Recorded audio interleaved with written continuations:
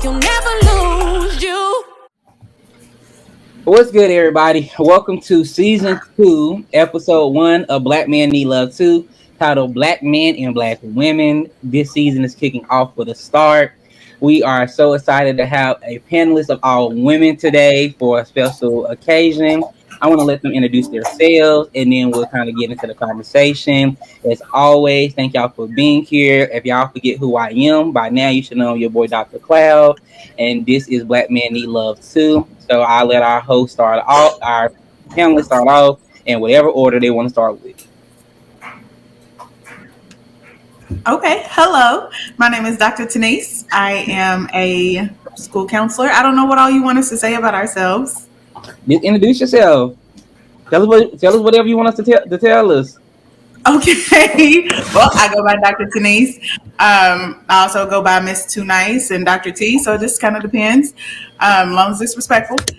I am a school counselor. I work with high school students regularly. I'm into a little bit of everything. My capstone project was on community-oriented policing and building collaborative relationships between the police and the Black community. So that is me. I guess I'm up next. My name is Dr. Faisha Ward. I go by Dr. Faye, Dr. Ward, your favorite therapist. My capstone project was about attachment with Black children and their white teachers, and how that leads to the school to prison pipeline, because school kids are getting suspended at higher rates at younger ages, and it's all about attaching to these children. Currently, I'm a clinical director at an inpatient substance abuse program. I own and operate my own private practice, and I think that's about it. Okay, I'll go next. Okay, well, I guess I'm next. Oh, okay, my bad. Sorry. No. Go ahead. Oh, no worries. I'm Terrace Easterling. I am currently a high school English teacher at Charlotte North School System. I teach British literature to a bunch of eager seniors.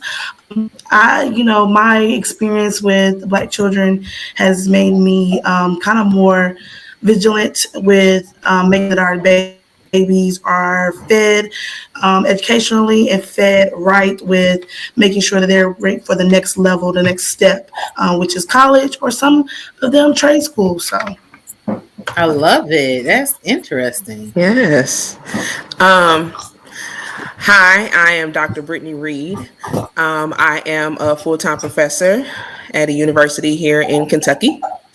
I also am a licensed marriage and family therapist and a supervisor of Marriage and Family Therapy Associates.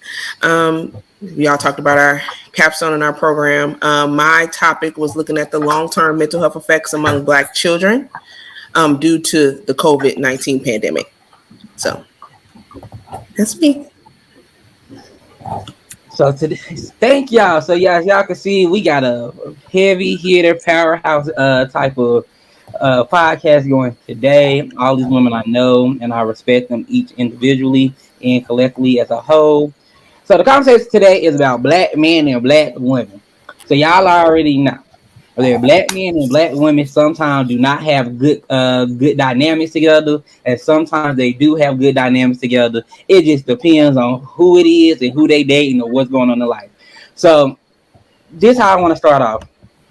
Tell me what y'all issue is with Black men first.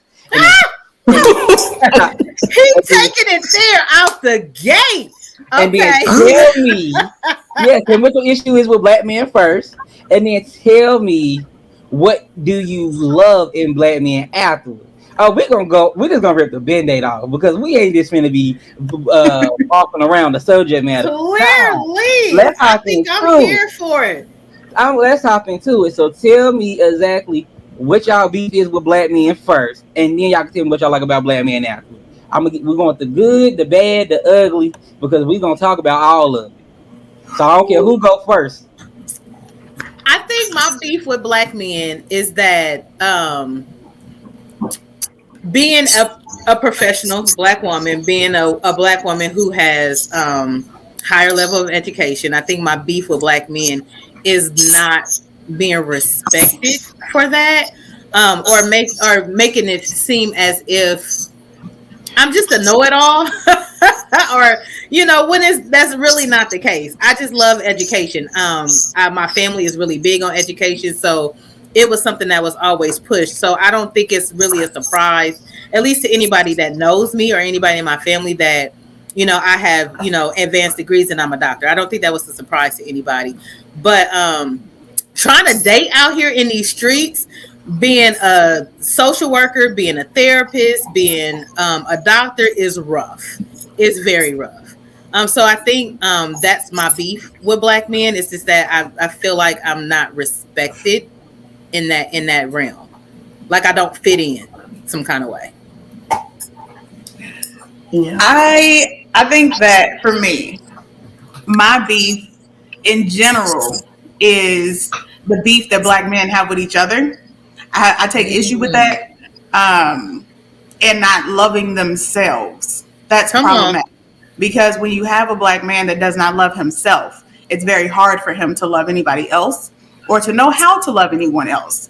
So I try Come not on. to be angry at black men for that, but to try to love on him even more and to try to educate him about the next steps are that need to be taken so that you can love you, so that you can in turn love me, because I need you to love me as much as I love you. And then I guess that's the second piece of it, is that not learning how to love properly or how to receive love properly makes it very difficult for those of us who are trying to give it to you. So it's like, I need you to accept this, embrace this, let me hug you and love on you. Stop pushing me away. But it's Yeah. like it's hard to give it when it's not being received. So then the second part of your question, which is what we love about black men, is the beauty of black men, the Amen. all the melanin of black men, Amen. go getting and stick to itiveness, the intelligence, and just all the things, those what we say, potential. When you say you can't fall in love with potential, or yeah, he's got a lot of potential, that's because we see it, which goes back to my first point. I see it in you, but you gotta see it in yourself, King. So okay, that's it. That's all I got. I realized I didn't answer the second part. I didn't know if we was going around to do the beef and then coming back around. But I have to second that and piggyback with Denise on that. Is what I love about black men. I love being black. I love being a black woman. I love black men. I love the way that they are protectors of their women. I've have a black man and he is very protective over me, and I love that. And it's not in a creepy kind of way, but he's not going to let any harm or foul come to me. I work in a very dangerous environment with addicts, and yeah, he'll pull up. He will definitely pull up.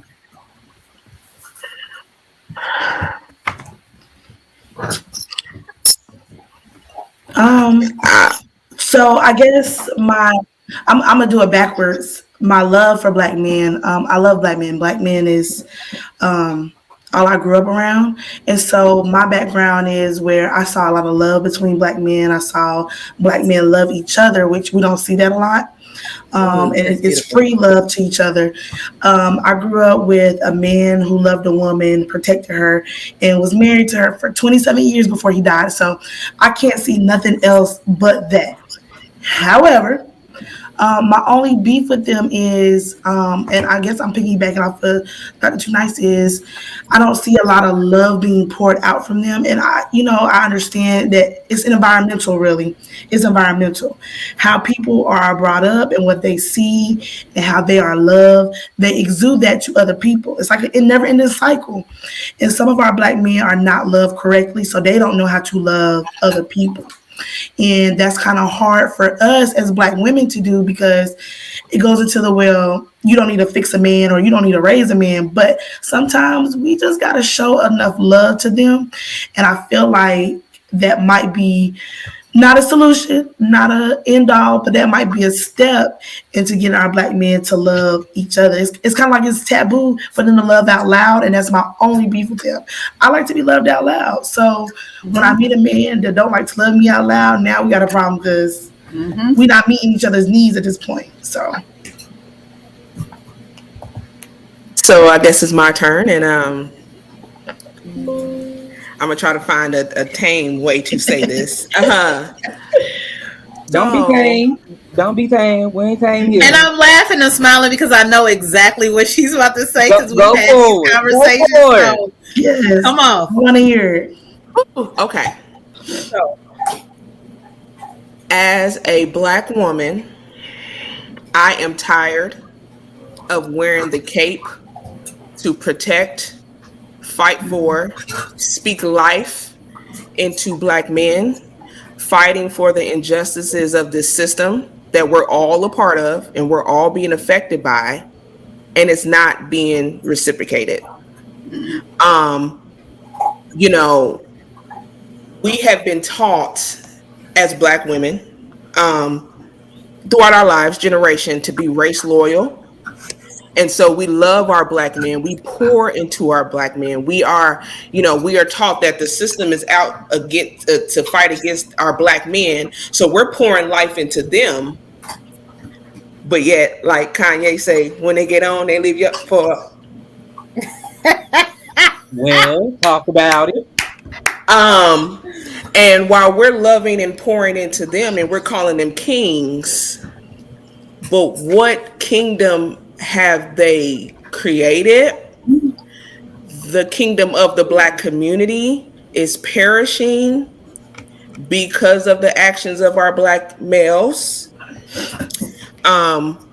We're fighting to protect you all. When something happens to y'all, police brutality, we're the first ones on the main line, the front line, sacrificing our life, sacrificing our job, sacrificing, everything for ourselves, blood, sweat, and tears.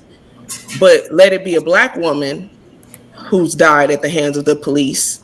We don't see as many people, and you all aren't fighting for us, or saying our names.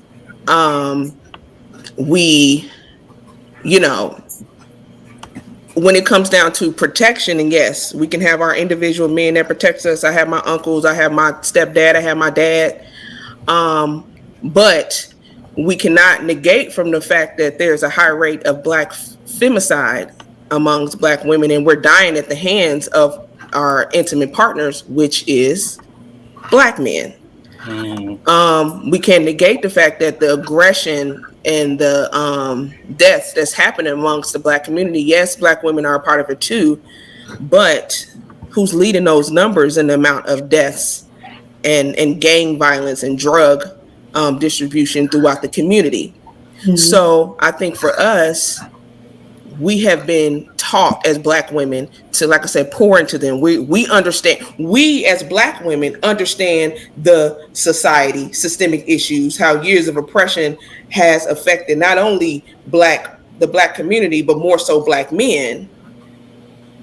But then now we in the big age and the big year of 2023, and yet our black man is still falling susceptible to this system. We're still making up higher numbers in the prisons.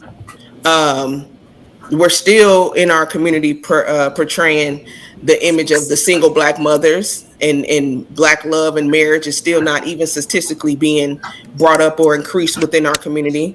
So we're continuing to portray this image that other communities and other races, they may have created, but we're continuing to amplify those images throughout the years. So that, and I did say I love black men.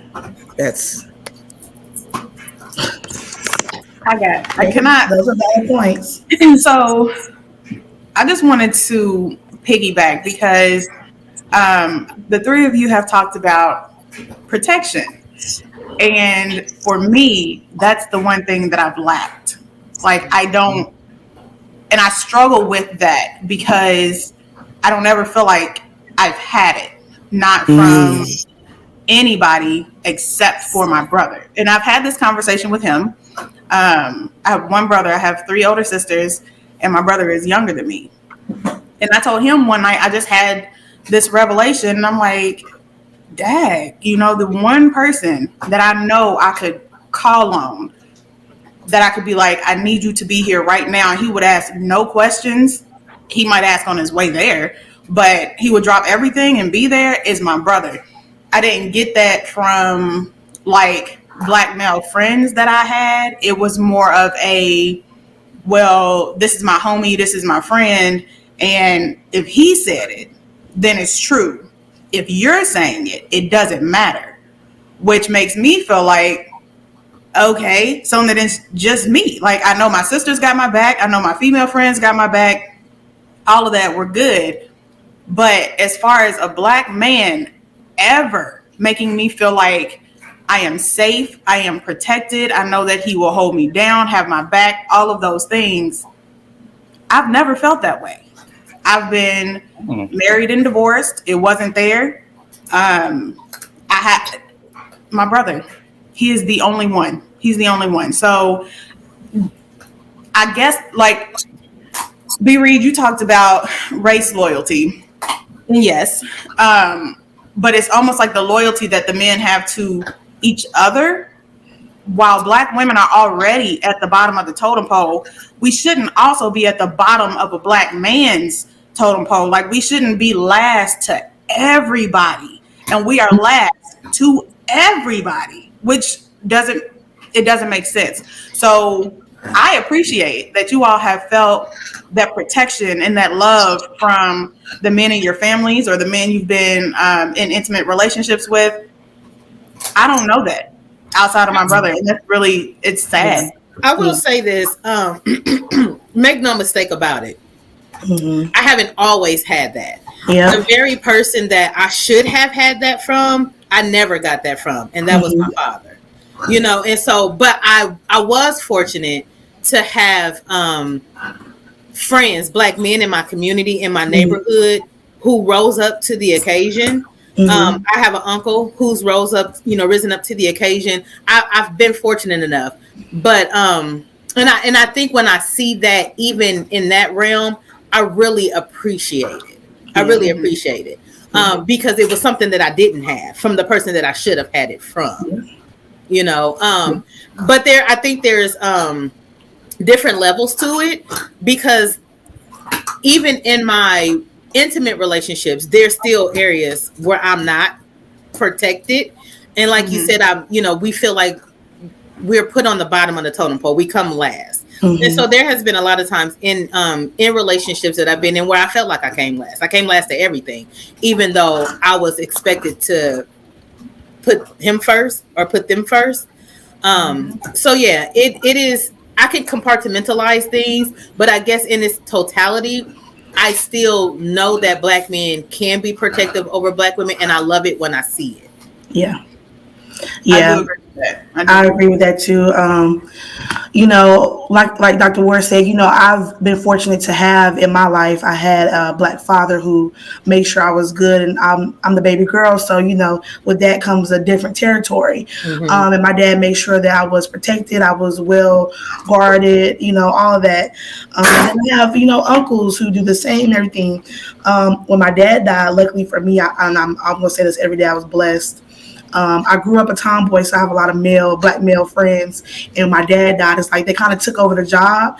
So I have a lot of male friends that protect me with. I have to worry about nothing. If I need something, they're there along with my brother, protection. Now, I will say, in my relationships that I've been in with the black men, I have not always felt protected. And I'm going to say I've not always felt protected, not just, outside life stuff, but actually in that relationship, I have not felt protected. I should feel protected from things that you're doing to me, or things that you're doing, to me, saying to me, or things like that. I've not always felt protected like that. And I think that's a very important part of a relationship, where you not only protect my safety and my physical being, but you also protect my emotional being as well. And I have not always felt that from the black men that I've dated. And again, it goes back to, I just think that maybe it's a different environment. They're not shown how to love, but that's one thing that I wish Black men were shown how to not only protect the physical, because we know they're great physical protectors. We know that Black men gonna go to war for us, and some of them will go to war for us. I need to be protected emotionally and mentally too, and Yes. I have not had that yet. So I can't wait to experience it because I know it's out there, but I just have not had that yet. So I don't know what that feels like. I don't know what comes with that, and I'm betting that it's an amazing feeling, you know. So you know, So I will say in adulthood, it's been a little bit different because my expectations are different. So like with my brother, I ended up telling him like, sorry, I'm doing laundry too. um, Even though I know that he would be there if I called and I know he would be my ride or die, I also would not call him because I need to make sure that he's protected as well. So in protecting him, I can't or choose not to allow him to protect me. And that's the same thing for the maybe one or two other Black men in adulthood that I feel like I could call on to say that. And as a side note, when I was in undergrad, my oldest sister's best friend, her husband, he found out about some stuff that happened when I was in school, and he was ready to ride for me, I was like, wait, what? Oh my gosh, thank you so much. Like it just meant the world to me that somebody said, if you need me, I will be there. Do I need to ride? And meant that. So yeah. The dichotomy of that, of what you were saying as far as how you would not call your brother because you're still trying to protect him from protecting you. Oh, that is such a that is that the plight of a Black woman. You know, we still ride no matter what. No matter what. And I that's will exactly what say, Dr. Reed said. in the totality of it, Cape it off. does not always translate back to us. There are times, there has been a lot of times where I've seen it for me personally, where I've seen it with women in my family where Black men don't ride for us the same way by any means necessary. Like they don't stop to think, no, let me not do this because this might put her in harm's way. Whereas we do that. And I don't know if I think it's a combination of a lot of things. It's the way they were raised, the way they were not raised, you know, the environments that the street life. It's just a combination of a lot of things. I think that's why they are who they are. We're nurturers by nature. Yes. Men aren't. No. You know, so I think that plays a lot into it as well. You know, Black men are raised not to show a lot of emotion. So if you're raised not to show a lot of emotion, how can you be emotional towards a Black woman? Yeah. This is the last thing, I'm sorry, on this one, as far as the protection piece.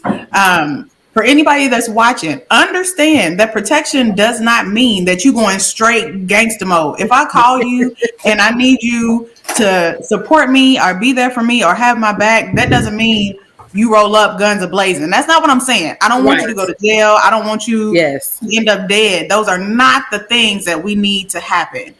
However, protection means that if I tell you that this person is talking to me reckless, or I feel unsafe with these people that are around me, that you're going to come and walk with me, that you're going to come and make sure that I get to my destination safely, that you're going to stay on the phone with me just in case something is going on and you do need to get there. That's what that means. It don't mean that you about to go to jail because I done called you for something. Exactly. That's not what we're talking about. Well, I want to say this, and I know, thank you, Dr. Tunise, for giving those solutions, but I'm gonna take it back. So I think when we as Black women, when we describe how we feel about Black men, there's always that I love Black men, I respect Black men, whatever, all those different things. But then the question becomes, do Black men respect Black women? And I think for me, I feel like because there is a lack of or no respect for Black women, then that then goes into that level of protection that we receive. And so why? Okay, so let me explain that a little bit more. If we, so I think I was watching somewhere, I was listening to the radio or something, and the conversation came about where it's like, so if we know in the Black community, there's a lot of single woman led homes, right? And we all know the stereotypes of our father was Rolling Stones and they wasn't in the house and raised by a single mother. I was listening to a conversation about a man that was raised in a single parent home. Understand, mom did everything she could do. She's raising all of these kids. She's working multiple jobs, but then turn around and blame the mother for being a bad mother and being because she always had to work or she wasn't there to help, or even blaming her for being the reason why the father chose not to come into his life. And this man was in his 30s. You know what I'm saying? And now the child support situation is lifted. He can come back. The father still ain't reached out to you, and he's well alive in his 30s. But yet you're blaming the mom for being there. And I think within our community, even when we think about the narrative of, because a lot of things are being said, Black women, single mothers, it's their fault. They should have chose better. So Black women are being persecuted and being blamed for being single mothers but Black men walking out and not being fathers and not choosing to be in the home. We ain't gonna talk about that. It's our fault, right? Then if we look at social media, right? So back in my day, and y'all remember the INDEPENDENT, right? You know what that? Right? She got her own house. She got her own car. Okay, cool. I grew up in that era, and they was rapping about the independent woman, right? But even back then in social media, we had Black men putting on the wigs and portraying these ghetto versions of us, from the Martins and the Shanae and this, and we got the Tyler Perry and his role. Even now, a lot of Black men have built their image and their celebrity off of the backs of Black women and portraying us in a negative stereotype, as if we're these ghetto baby mamas, loud and all this. So let's look within the past 10 years, right? So while we have Black men on one side on social media portraying us this way, and now we got other races picking it up and making memes and talking about us and profiting off us as well, we then decided to go get our educations. We getting these degrees. We graduating at higher rates. We owning homes. We owning businesses, right? So then now fast forward, like Faye said, now we got these degrees. For the past 10 years, we've been working. We've been putting in the work. We're doing stuff to not only advance ourselves, but to advance the Black community that we are holding down. But then now you have these Black men come back, oh, your degrees don't matter. You think you all that. You think you smart. You got this and you got that. But yet we're all in this same system that was built, once again, to hold us down. Why is it that Black women have figured out a way to trick the system to at least have seats at the tables? But yet our Black man is back here still complaining about the system, all while creating and upholding these negative images towards Black women. Wow. But we supposed to uplift them and protect them, but they respect us though. Wow. You can't if you don't respect us, how you gonna love us? Mm-hmm. How you gonna protect us? So let me ask a question, because I'm just letting y'all talk, because this is good for me. So I've been hearing y'all talking about protection. I've been hearing y'all talking about, not feeling protected about Black men, which is real, and all these other things that Black men have been doing. I've also had the chance to hear talking about the beef with Black men, which is real. Which is real, and also what y'all love about Black men. So, okay, Michelle once said you can't raise a man, right? Mm-hmm. And we all know she said that before. And so recently, I was watching something on Instagram, and it was about this. It was a Black man. He had 7 kids, 7 baby mamas. He said that he on his TikTok, he said, if I told you that I didn't want to be in a relationship with you, that I wanted the kids, and I even offered to pay for you to terminate the pregnancy, why would you still want to bring a child into this life, knowing that the father already told you he never wanted the children in the first place? And so when I was listening to y'all, that flashed in my mind, because, and this is a future episode I'm talking about later, but I also want to kind of touch on it now. When we look at Black men and Black women, do we believe that the Black mother is an inhibitor of a Black man's behavior, or do y'all think that it's just how it doesn't have anything to do with the Black mother, but rather the environment he was raised in, and he just came out that way? And I'm asking that because I'm listening to how y'all are talking and everything that's going on, but I'm also listening to how, some of y'all have been protected by Black men, some of y'all haven't. But we also got to look at the fact as, let's talk about the Black mom too. Do we think that the black mother is an inhibitor of his behavior, or do we think it's something else? I'm just curious to hear from women on this point, because so often women will say, "Oh, he's a mama's boy. His mama got him wrapped around the finger. His mama don't like me. His mama this, his mama that, and his mama is the reason for his behavior." But we never really have the conversation of going to depth. Exactly. All right, hold on. Is it really his mama, or is he use his mama as a scapegoat for his behavior, and he's never really addressed the real mental health concerns behind it? Because again, we talking about black men and their mental health, but we have to look at all different aspects. And I know when it comes to black men and black women, a black man gonna ride by his old lady. Yeah. That's always the thing. His old lady, Mama. his mama, his grandma, That's it. his sister, Mhm. that favorite auntie or cousin. A black man always gonna protect them, but are they also the reason for his behavior? I got an I answer. Yeah. say Alright. that That's there's gonna be a not one conversation. solid I'm gonna mute answer and on let that. I'm But ready. I've dated a lot of mama's boys. I think pretty much almost all the guys I've dated have been mama's boys. The my significant other now is a mama's boy. And I got to be careful of how much I'm saying because I don't know how viral this gonna go. It's gonna go viral, sis. It's gonna go viral. I love the relationship that my current significant other has with his mother. I absolutely do. He comes from a two-parent household. His parents are still married to this day. Um, he is the oldest boy, but he's the middle child. His mama loves him. She does. She is very vocal about his relationships. It just so happens that I've known them my whole life. So yeah, I have a good relationship with his mom, but there are times where she can perpetuate some behaviors that are not healthy. She will ride with him, right, wrong, or indifferent. She will. And sometimes that's not good because there's times where he's wrong and you need to let him know, hey, you wrong. But she will find a way to justify him being right anyway. I think the beauty of this is that he recognizes that and he's doing his part to try to change that narrative, not only for him, but for her as well. So, in a sense, maybe, yes, black moms are responsible for for the behaviors of their son and how they are in general. However, it's not all just a black mom because a black mom, a black dad can only do so much and instill so much in their children. And there's no handbook to being a parent. If there was, we would probably all have well-adjusted children. We will probably all be well-adjusted.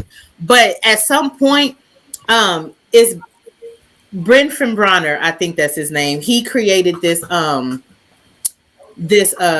sketch of how things affect us, and so it's like 7 different circles that surround the person. The very outer circle is your family, your mom, your dad, your sisters, your brothers. The next circle is it starts to get into the community. So at some point, the streets get you.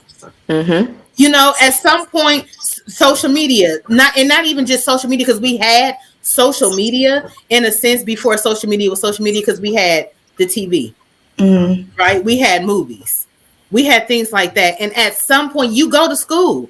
At some point, you go to school, so you have people who may not come from the same environment that you came from that's influencing your behaviors. So I don't think it's a one size fit all answer. I definitely don't blame my significant other's mom or any other person that I've ever dated. I don't blame their mom for doing what they did because they did only what they knew how to do with their child. But there comes a point where there's other outside influences. There's political influences. There's religious influences that influences the way that a man reacts. Yeah. And your mama can only do so much at some point. Yeah, I definitely agree with that. I think at some point, what we tend to do is give a lot of excuses to why we act a certain way, we do certain things, and agreeing what you're saying, I think is not a one size fit all answer. Everybody's environment experiences are different, right? So what I experience or what I go through, you may not go through. So, blaming one black man's set of problems on how he was raised may not be the same answer or the same size for another black man, because there is some moms whose behavior is just their behavior. But the man that grew up from that could be a totally well-rounded, well-adjusted man. And there are some men whose mom is amazing. That mom who grew up to be what I like to call those incels that like to hang out on social media, posting about what a black woman need to do, that. So it's not a one size fits all answer, like Dr. Ward said. So it's hard to say if we can blame that mom for what has become of that man or what that man has become, because like she said, there's other outside influences. I know from my experience, Twitter is a cesspool of, and I want to say this very black incel thinking, those Dr. Omar thinking, Umar Johnson. What's the other one that just died? Oh, the one that passed away. Kevin Samuels, those Samuelites. I call them Samuelites. Those Samuelites. Those just thinking. I guess the new thing now is passport bros. Oh yeah. That thinking is outside sources. Like a man could grow up, well taught by his mom. As soon as you get on social media, as soon as you're seeing all these political debates, as soon as you're reading all these outside books, that learning could totally go away. So I'm gonna say we can't always blame the mom. However, also talking to my ladies too, there are some black moms out there that are very overwhelming, very much so inhibitor of that's my son, right or wrong, I'm a ride or die. I think there's a boundary to be placed sometimes with that. But yeah, that answer, that was a great question. It's hard to answer that because it's a different experience for all. So it's hard to answer that one. And then, you have to go, and I'm not a mom biologically, but I've raised kids. And I had the pleasure of raising a boy, and it was hard. Because I was raising him without a male figure. Like I did have some of my male friends who would try to instill some things in him, but it's not the same. It's really not. And you, as a single black woman who was raising a black boy, you had to try to find this balance of nurturing him and teaching him how to be nurturing and how to be emotional, but then teaching him how to be hard at the same time, because the streets was gonna try him, and I didn't want him to be out here an emotional wreck and not being able to protect himself emotionally and protect himself physically. And so you have this hard balance of how do you instill that in a young black boy so that he can be raised and raise up to be a well-rounded young black man. And I will say that his outcome, he's very in tune with his emotional side. He's very vocal about how he feels about how things affect him. But he's also very he can be really physically expressive too, I guess. And so some of those things I'm like, man, what did I do wrong? What could I have done differently so that he wouldn't be so physically aggressive? I don't know. It's really hard. So I can't say that you can't blame the black mom for everything. You really can't. We only do what we can, and that's it. Yeah. And go ahead, because as y'all can see how my response is going to be. So Janice, if you want to go, I can wait. Okay. Well, it's up to you. Do you want to go first? I can. It's going to be it's going to be talk about generations with mine. No, right. And family dynamics. Okay. Well, we might end up going back and forth with this one anyway. Not in a bad way, but okay. I feel like I struggle with using the word blame because ultimately it comes down to choice. Yes, the parents are the first teachers. And if you have a black man who's being raised by a single black woman, she is going to be the first teacher. She's the one who is pouring into him, whatever it may be. And oftentimes you have these extreme polar opposites where you have the mother who is coddling all the time and enables her son to do nothing or do the bare minimum, and it's here baby, I'm gonna give to you, and that's the most. And then on the other end of the extreme you have that mother who is going to beat you down and make you hard so that when you get out in these streets, because the expectation is that you're going to be in the streets rather than doing something else, then everything is difficult. And I also believe that the relationships with those mothers end up being very different, but that's another thing. So I struggle with using the word blame. With adult men, you ultimately have the choice. But then that goes back to what I was saying before. If you do not know how to love, that is, or how to express yourself, be it physically, because I think all of us have kind of talked with our hands and we kind of like this as we're, communicating with each other.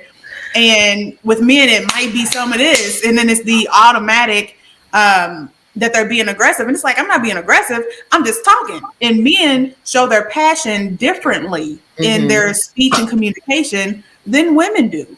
And so you've got the angry Black woman and the aggressive Black man. That's just stereotypes, But I do think that mothers enable their sons a lot more than they enable their daughters. Oh, there you go, right there. That's it. Yeah. That's it right there. Like I'm boys are they're able to get away with a lot more than the girls are. Girls are policed much more by their parents and by society than boys are. When you talk about boys in their clothes, it's like they shouldn't be sagging. Okay, that's the one thing. Or that they shouldn't dress like girls. And of course, gender fluidity and expression and fluidity and all of those things, I'm here for it. We're just talking specifically right now what we're talking. But when you talk about little Black girls, it's don't wear this. This is too promiscuous. You look too grown. Don't carry your body like that. It's constantly something. But with boys, it is not. With girls, if you get in trouble at school, it's because you were talking too much, or you need to get good grades. You need to be quiet, sit down, shut up, get good grades, and then go on about your business. With boys, if they're getting in trouble in school, it's that whole boys will be boys notion. Which is BS. That is BS. Boys should not get a pass of boys get to be boys and girls get either the excuse that, she must be on her period, or, she's angry, or she doesn't know how to express herself. She's so emotional. Please. Because men are just as emotional, if not more, than women are. We just express it differently. And if you coddle a man or enable a man to just go about life doing whatever it is he wants to do, not having to be accountable, not having to apologize, take responsibility, or express his emotions in any type of way other than anger, or teaching a man any emotions other than anger, or that sadness is bad, or joy even is bad, then this is what you're going to get. So I struggle, like I said, with blaming the Black mother. I don't think that it's always her fault. And then, B. Reed, I think this is where you're going to go with generations, because if you have single mothers who were raised by single mothers who were raised by single mothers, and then now you're here, it's like, all I know to do is what I was taught to do. That's right. That's it. Then at this point, it's about breaking those generational curses and just simply doing something different, learning to do something different, which comes back to us and what we were talking about before, with us getting our education and with us bringing the knowledge and education and intellect that we have into a relationship to say, I know that this is not right. This is not the way that we should be communicating with each other. This is not the way we each other. Then that man has to be able to receive that and say, you know what, babe, I hear you. You're right. Let me work on this. How can I do this a little bit differently? It's not about being soft, but it's about being able to communicate and engage with people in a way that's not negative or hurtful or harmful to yourself or to the people that you're engaging with. All right.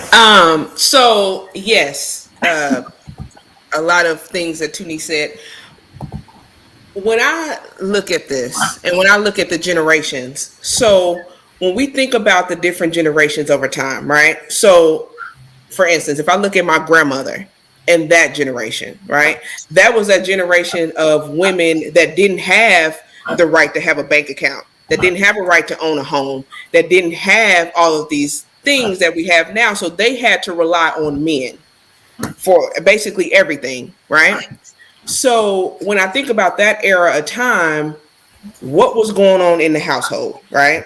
I always believe that the son and daughter dynamic as far as in the black holes are totally different, right?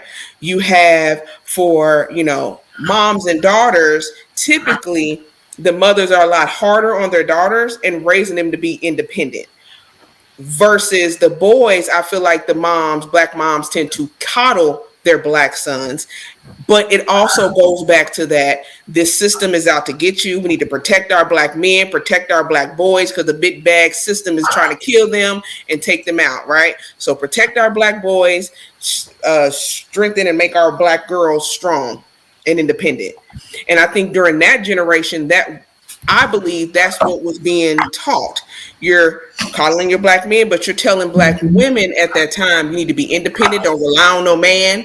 I got to stay here and deal with this abuse and all this. Don't do this. I want you to get your degree, get a job so that you can be independent and not have to go through what I went through. So I think even though if we look at the single mothers raising homes, whatever, it's not that black women was the only one in these environments. Black men were there too, right?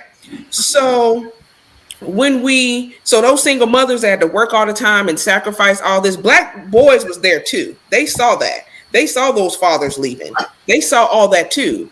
But yet when we have these conversations, it's the black women was affected this. You didn't have a daddy in the home. You act like this because you didn't have good y'all didn't get it either. You know what I'm saying? So let's be clear. So going back, I went off on a little tangent, but so let's have that generation, right? The women teaching the girls, be independent, don't rely on no man, get your own, get your house, but that's where they were at that time, but still protect black men, coddle them.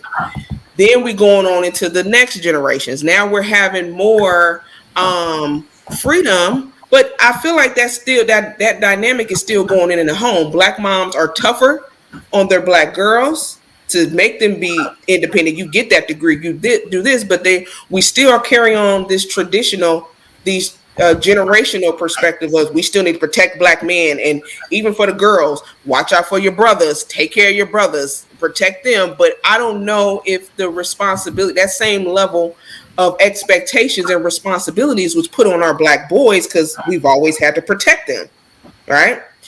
So whereas I think the family dynamic, that plays a role in it. But even if we look at the developmental processes and phases of a child, after a while, the parent is not, the child don't even listen to the parent for guidance anymore. At one point, when they get into those teenage years and those preteen years, the outside society is what alters their developmental stages during that time. So their friend groups, the community. Your parent could be that, our parents, we grew up in the church. They was them praying mamas and praying aunties and all that. You can pray all you want, but once your child, like Faith, Dr. Ward, get out in these streets, they're being, their developmental stages at that time are being altered by what's out in the community. And then also add in social media, because back in my day, we grew up that half and half no technology, half technology taking over, right? Mm-hmm. So then when we look at that piece of it, yes, they have their friends, they have their peers, they have the community, but then that also brings us back to the black community. So what is within the black community and what's going on within the black community that's then shaping our black boys? So if gang violence, drug distribution, single motherhoods, who are these black men that's in these black boys' ears that's now raising them at this point, that's contributing to their developmental phases of their life? If our community is still in disarray, which has been for years, and the community is also now being a contributing factor to raise this child, then what type of messages do you think they're going to get, which is going to contribute to them in their development and how they are as a grown black male? So Damn. Okay. Hmm. Yeah, I'll be making good points. And as y'all can see, like I said, this episode, I'm letting the women lead. As y'all see, I've been quiet. I only unmute when I got something to say. But y'all are all making very valid points here. And I like that Dr. Reed went generational. Dr. T Nice, T Nasty, if you know her. Not too nasty. Wait a minute. Good job, good job. I You know, love it. Dr. Ward, and then she's Dr. Easterling. That's all I want to call her. I have all made good, valid points about, not to automatically blame the black mother because the household and the environment does make it up. So I want to kind of do a U-turn really fast, because for the last 10 minutes, I want to ask a very raunchy question that many people kind of shy away from, and yeah, I know. And it's gonna be, and when I say very raunchy, is because I think we all, as African Americans, regardless of gender, have a hard time talking about this. But we're gonna talk about it on this episode. Let's talk about sex. Let's talk about sex, baby. That's why I said this last 10 minutes. I wanted to kind of focus on the sex aspect because we talked about a lot of stuff that's affecting black men and their mental health. You know how black men and black women are kind of trying to work together for their mental health, but also the barriers here, which is the purpose of this. Because we get to get it from a woman's perspective. But one thing I think we haven't talked about yet is sex, right? Because sex looks different for every relationship. But when it comes to black men and sex, I think when I talk about for one of my episodes is love languages and also what does sex look like with the other as a black man. So from a woman's perspective, and y'all could be as vulgar as possible or have you want as raw as possible. From a woman's perspective, what does sex look like? Because sometimes I hear women say that it's very impersonal. It feels like that. I'm like from the color purple. I just laid No, it. I just laid it while he do his business, oh, No. right? that's And not. so some women say that it feels impersonable when they're having sex with a black man or with their significant other who is a black man. Some women say it feels like he knows my body and that he gets me there. And then you got the women that's in between. They be like, "Chad, half the time I just be right there in my mind, like, please hurry up. I can't take this much longer." So I want to ask, what from y'all perspective, and you can share however much you want to share. What does sex look like when it pertains to black men and black women? I've never had sex with anybody outside of my race, so I don't know how much introspect I can give to that. I've only had sex with black men. Yeah, pretty much. I don't think I really can't. You really can't. I can't give experience because I've not had sex outside of black men. And I guess in my experiences, I haven't had those experiences that you talked about. Um, I've I've had a great experiences that I will say, and so it's hard for me to say anything else because like Dr. Ward said, I haven't had sex outside of black men. That's just not my cup of tea, Mm, and that will never be my cup of tea. And that's just for me. I'm just gonna speak for me. I just That's just not my thing. I've never felt it be interpersonal, and I don't think.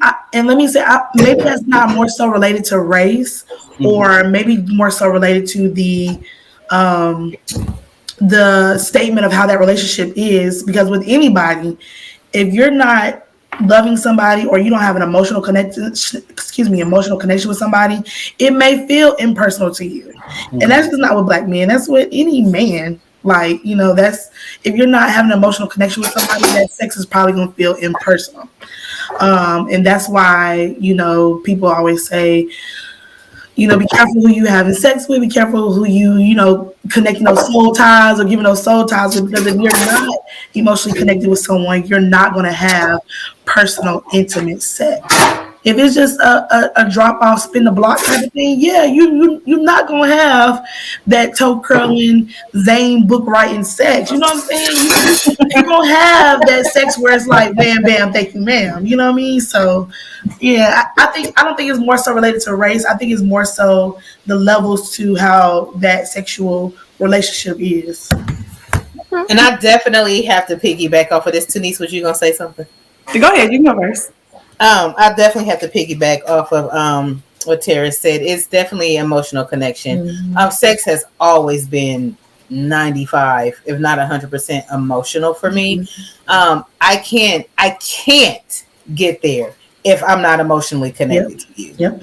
Period. I would assume that what I would feel the same if it was a man of a different race. If I can't get there with you emotionally, I'm not going to get there with you sexually. So, yeah, it's probably going to feel like oh my God, let me get this over with, or I'm just silly, or whoever it was from the color purple, I can't remember, that I'm just laying there. It's probably going to be like that if you don't have an emotional connection with that man. Yep. So I would agree with Dr. Faye and Terrace. I have never had sex with a man outside of my race. It's just been black men. That is my preference. Now, if Jason's Samoa, but anyway. Now, baby, because it's a couple I would have liked to try. Yes. Okay. Celebrities, but like some just random that I find out on the street. No, thank you. Anyway, I think it just depends. It comes down to sex, period, and what your preference is in regards to sex and what it is that you're looking for from your sexual partner. Outside of that, I also believe that the expectations that men have for sex come from watching porn. So you expect for me to do the things in the bedroom. That's it. This chick is doing, and I ain't about that life. That's the one. If that's your expectation and that's what you want, then you're going to have to go talk to her because it ain't me. Yeah. And then also, they probably can't do it either. Let's be that real. part. I'm not superhead, and I ain't none of that. I don't know. If I can't, I should be able to give you vanilla, maybe a little bit of cookies and cream, whatever flavor you like, but don't expect me to give you Neapolitan on top of cherry cordial, on top of everything else in one sitting, because I ain't going to be able to do it, bro. And I think that if you have, for me as well, it is an emotional connectedness. If I'm not connected to you emotionally, it's not going to work. For other women, that's not the case. For other women, they just love to have sex. And honey, if that's what you want to do, then do that and enjoy it and go for it. Yep. I feel like, though, that even the man that you were talking about, Dr. Cloud, who was talking about these 7 kids with the 7 women, he made a comment that these are women who he would never settle down with because all he wanted to do was have sex with them. However, if these women had said the same thing, everybody would be looking down on them because all they wanted to do was have sex. And there's no problem with that. The issue with his situation is that everybody was being irresponsible and not using protection. So ain't no telling what he's walking around with, but even outside the 7 kids. But that becomes the issue. It's as long as everybody's being safe. If you just want to do it, if your thing is wham, bam, thank you, ma'am, then go ahead, go for it. Just enjoy it. Now, the type of sex depends on the man. If you can't, people say, it ain't the size of the ship, but the motion in the ocean, whatever. If you can't do it and you need to learn, then you need to learn. And also being patient with the person that you're with, because you might be with somebody who's only had 1 or 2 partners. And that person may be somebody who's had 15, 20 partners. So is that an issue? What is your expectation for your partner? Is it going to be something where you can have open communication and be like, okay, I like this, but I don't like this. This hurts. This feels good. Are you willing to do this? Are you not willing to do this? If you can't have those types of open conversations about sex, then you shouldn't be doing it anyway. Yes. I think, Dr. Reed, did you want to say anything? I was just going to give my commentary on the question, but go ahead.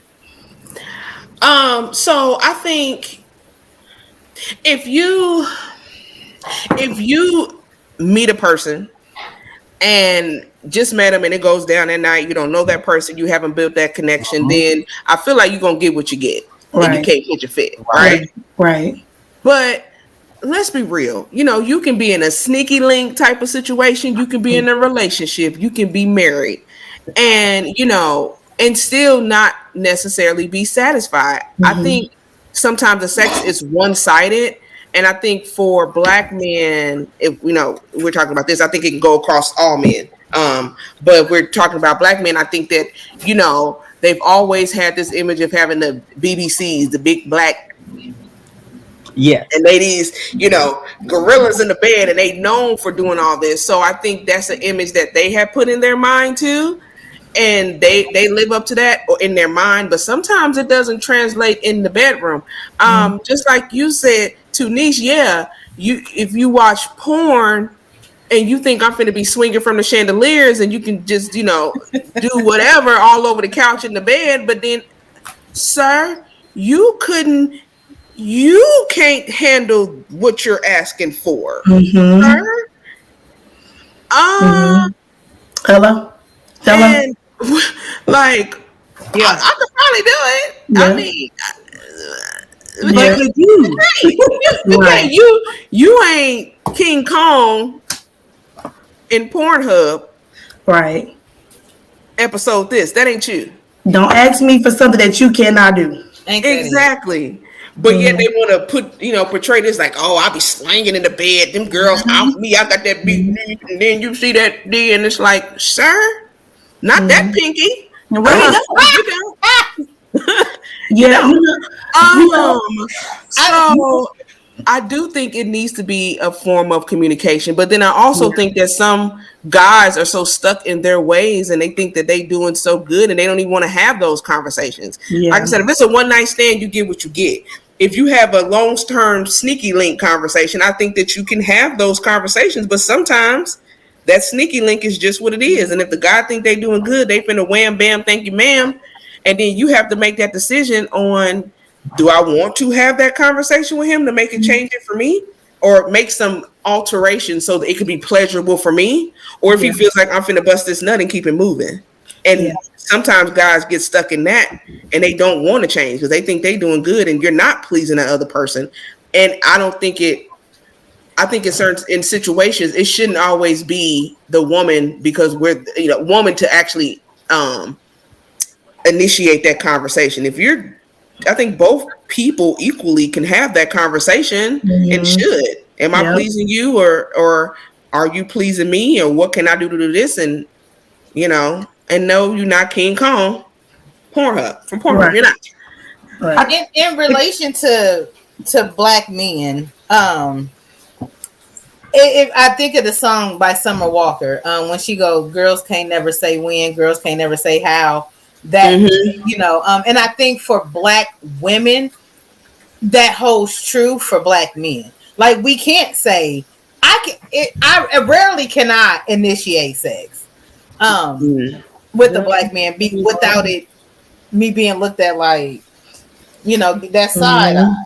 You know what I mean? Or I don't feel like, and this goes back to that protection.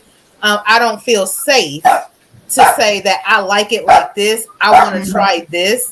Although you looking at Pornhub and these are the things that you want me to do, but I can't say that this is what I want to do without you looking at me crazy. I like to see myself as I like sex.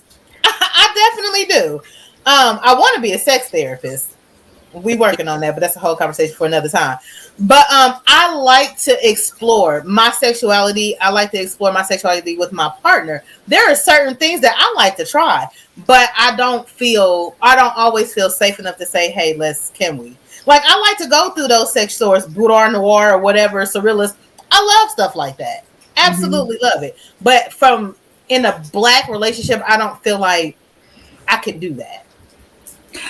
I think also I would agree with you all, and we got to stop lying. And when it comes down to, I put that down, didn't I? Yeah, you did. No, you didn't. No, you didn't. No, you didn't. No, you did not.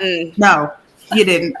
And because the other thing is, what that goes to is, if I were to say no, then all of a sudden I'm all types of negative words, and it's because mine is too big and whatever, and you just couldn't handle it. Maybe you too wide open. And no, sir, you just suck at this. Like, don't get your feelings hurt if I tell you no, especially if it's something that we can work through together. If I tell you that just wasn't one that worked for me, that wasn't the position for me, maybe we can try it this way next time. Well, that's the one that always works. Well, you have been lied to, sir. Right. People have not been telling you the truth, and I'm gonna tell you the truth. But it's hard to have those conversations and not be turned into the bad person. And then also, like Dr. Faye was saying, just to be able to say this is what I like. It feels like because we're taught to be these docile and submissive and not speak up and only do it when the man wants to do it, we can't say nothing. Like, I should be able to tell you, do it just like this. Throw my legs right here. No, I'm not a contortionist, but bend me up this way. Make me a pretzel and throw it. Pretzel me, baby. Pretzel me, But baby. if we say it's like, oh my goodness, I can't believe. Okay. So then what do you want to happen? It's not going to improve or get better if we don't speak on it and tell people what we like. Woo. That also be the fact that we can't say anything. Can we go back to the protecting the feelings of black men? Yes, ma'am. Full circle. Yeah. We don't Full want to hurt y'all circle. feelings, but some of y'all. But you got to receive it. You got to receive it. Yes. Receive this out of love. If I'm telling you, no, that was whack, let's make it better next time, then receive that. And then next time, it's going to be great. But if we can't communicate about that because your feelings are too fragile, then, I guess you just going to stay as lame as you are. Oh, Y'all know I have enjoyed this, and I hope our viewers who are watching this have enjoyed this as well, because it has been so much transparent conversation.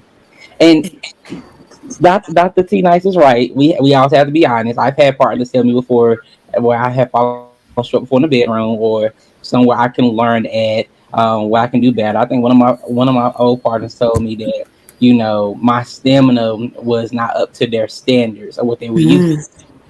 And I did feel upset for a moment. I'm like, we've been doing this for 30 minutes. What you used to? Hours.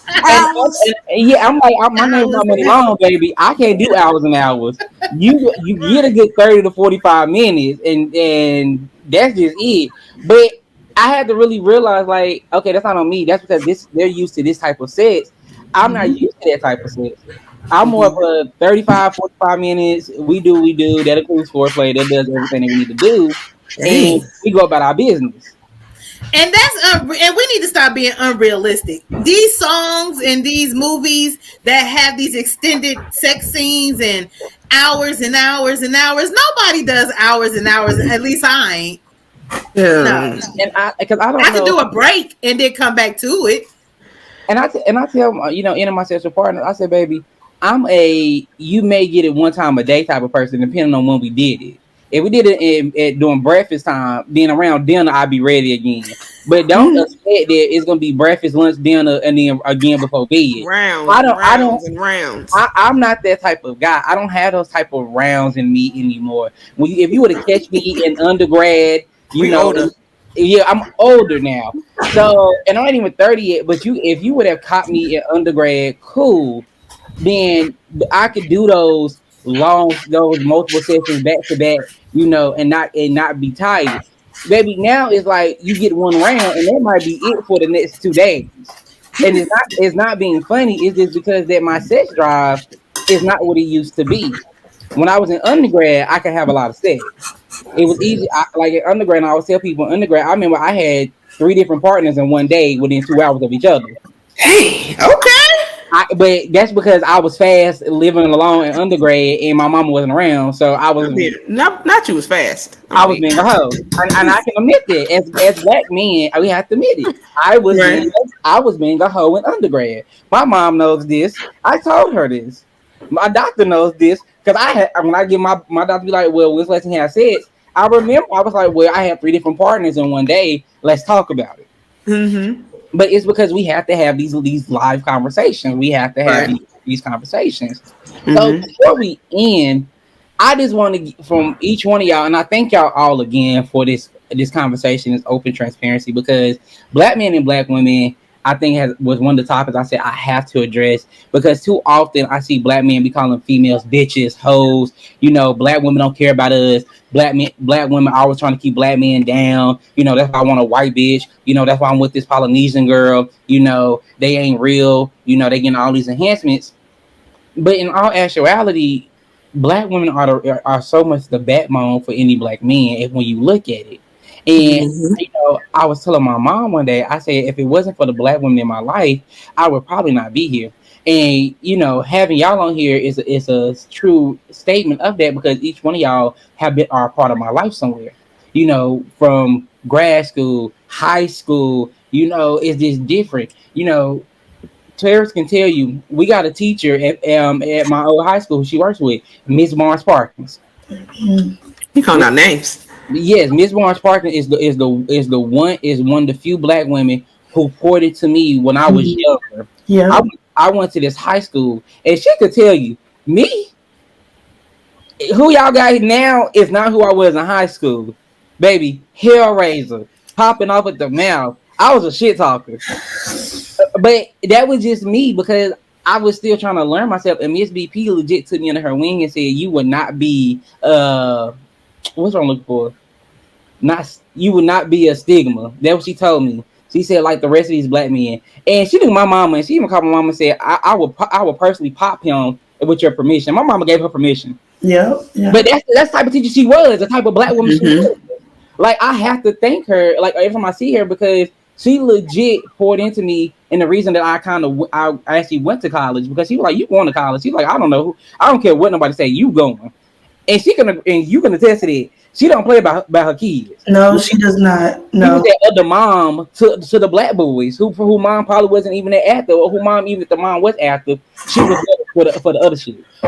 Yeah. So before we wrap up, I just want y'all to give me a quick love letter to black men. Just something real quick. A little takeaway that our viewers, male, female, whatever, or whatever you identify as, can take away for black men, especially when it's coming from a black woman.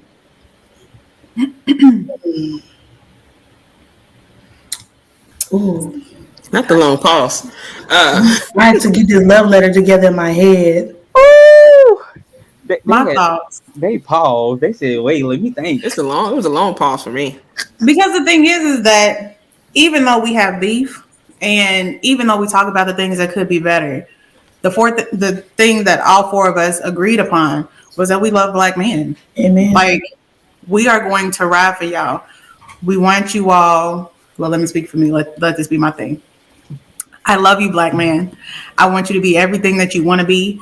I want you to be as prosperous in whatever you endeavor to do. I want you to love you as much as I do, which is abundant. You have to love yourself before you can go out and love everybody else. Um, don't think that there's anything wrong with telling your partner that you love them, with telling your boys that you love them, with telling your family that you love them, because without it, you're not going to make it. And you have to have a community of people around you who are going to continue to lift you up while the world is trying to tear you down, black man. You have some black women who genuinely are in love with you, even if not in an intimate or passionate way. We love you and we want the best for you. Yes. I don't think you can. I don't think we can follow up behind that. Right. All right. That was a beautiful love letter. That was But just to kind of piggyback off of that, we love you. I see you, and it's okay. It's okay. I'm not a black man, but I do. I get it. I get it. And we're not against you. We're not trying to fight with you. We want to. We just want to see you win. Right. We just want to see you win. That's it. And you don't have to go out and fight the world and then come back home and fight us. Yeah. Oh. Yeah. I think my love letter piggies back off of both of you guys because black man, I love you. I want you to love you out loud like I do. I want you to love me out loud like I do. Black man, you like Dr. Ward said, you do not have to go out and take care of everything. I want you to take care of you, take care of home, take care of family, and then come home and let me do the rest. I will say that I am appreciative of you, the black man, and I may not know what it is to be a black man, but I know the black experience, and the black experience is us as a whole. So know that you do have somebody in your corner that's willing to go to bat, that's willing to fight. But know that with that comes it being reciprocal because I need it back in return. I need that love back in return. And the love that I give to each black man, and which I hope that black man gives to me is abundantly, and it's without any restrictions, without any boundaries. It's full and it's plenty. So that's my love letter to you, black man. Wherever you are, whoever you may be, it doesn't matter where we are at, where you are. This is my love letter to you. So, Come on, somebody. All right. My love letter to black men is black men. I would love for, I can't wait to see, and I would love to see the leaders Mm, that we know and we see inside of you all to be shown in your actions. We would love to see the leadership that we believe that you possess, mm, be shown throughout the community.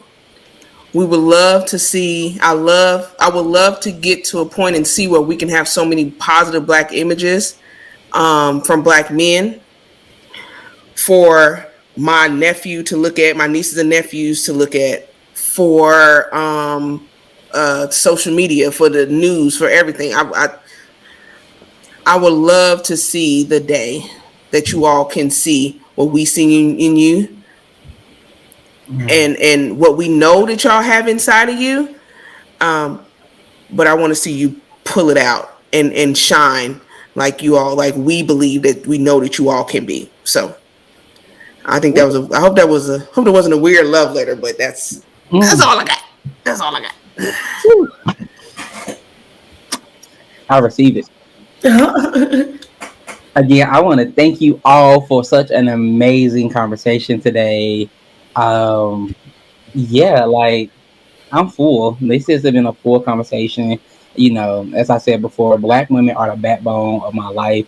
So having black women that I love and respect and care for, being here today makes this even better episode. Um, if you don't, so you probably don't know. So this episode will also be released. So for y'all watching, to all my black women watching, if nobody has told you, Happy International Women's Day. Um, so if you're watching this on the day it premieres, today is International Women's Day, and today is also Women's Month. That's the reason why this episode was so important, because I wanted to give black women a space to also talk about black men, but in their own viewpoint versus come from the viewpoint of a black man. I am not a black woman. So I have to give it to our black women for coming in and setting the bar high, because baby, the bar used to be in hell. So they don't make that bar way better. So I hope y'all enjoyed this podcast. This is our first one of season 2, and I look forward to the rest of the conversation that we're going to be having as our season commences. Give me 1 second. Try to talk to him, can't get through. Every day he's a different dude. These are the signs of a grown ass